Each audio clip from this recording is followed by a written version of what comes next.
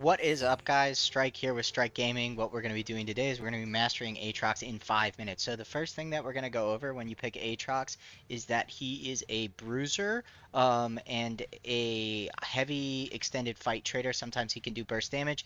Depends on the game you're in. So these are the rune pages you're going to want to take. Take a look at both of them. Usually you're going to want to try and sustain in lane and work around his healing properties. That is what he's known for. All right, so we'll start with the abilities real quick.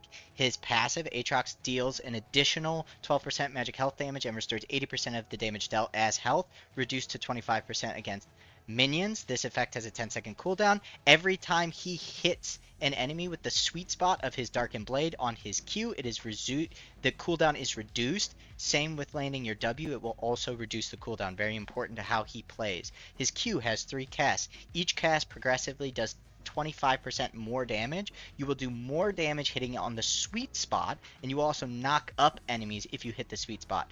There are 3 casts. We'll get into them once we start looking at the abilities. His W, he throws out chains. They link to somebody. If they hit for 1.5 seconds, they are slowed. If they don't leave the zone that the chains create within 1.5 seconds, they are pulled back to the original point of impact.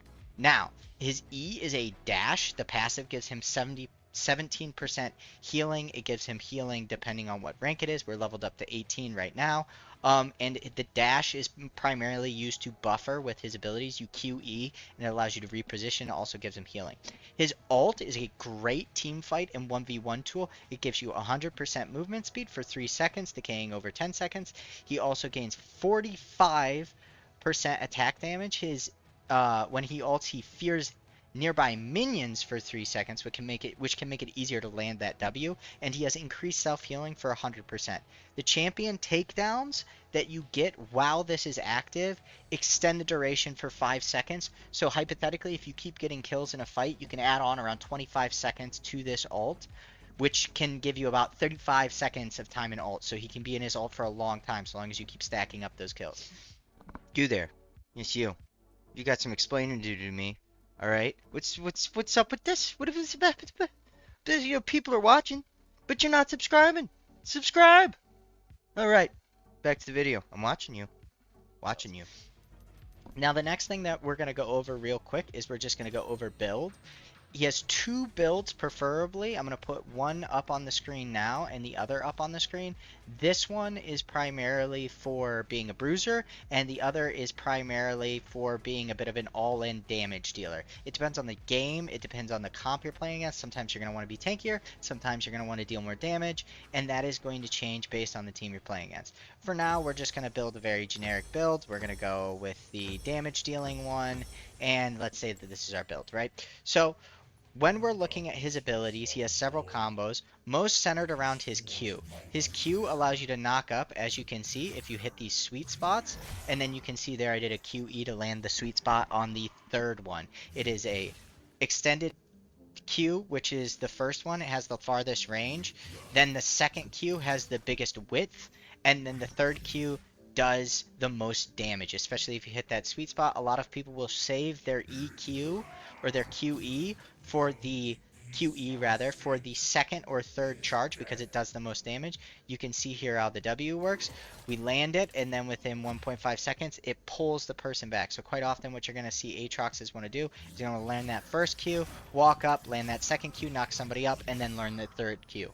That is the primary combo where you're trying to 100 to 0 somebody. That is the primary combo that you're going to see aatroxes do. When you're trying to run someone down, a lot of times what you'll see is you'll see them land the first Q, land that second Q, and then potentially reposition and then continue fighting.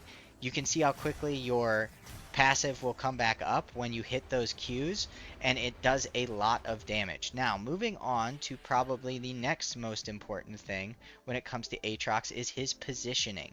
Now, his positioning in lane is very important because what he can do that many other people can't do is he can play further back, and then he can use that extended Q range not only to damage the wave and to damage the enemy champion at the same time, but because these are AoE abilities, he doesn't actually collect minion aggro when he goes in for trades. Another important thing to know about how he works is like Riven with the Qs. If I use my first Q and then I save it, you can see how quickly it's back up. Now, Counter to that, if I use all 3 Qs, you can see now it's a 4-second cooldown. So early game, sometimes only using the first or the second part of your Q will make it so that your Q actually comes back up faster.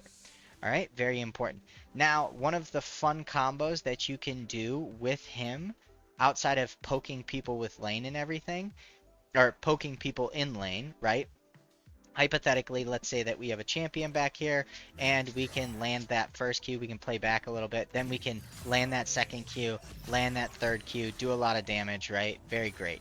But let's say that the enemy is under tower. Another thing that Aatrox can do quite well is he can poke under tower and get out by positioning in areas where it's very hard for the enemy to respond. Now, the other thing that you can do outside of this is you can use this tactic to set up a dive. I can ult, use my third Q, flash on top, and do a lot of damage. So you've got to watch out for really good Aatroxes who know how to do that, and hopefully you'll become a good Aatrox yourself. That's about it for this guide. Some basics to how to play Aatrox, how to build him, what room pages to take, what his abilities do, and I will see you guys in the next one. Have a good one.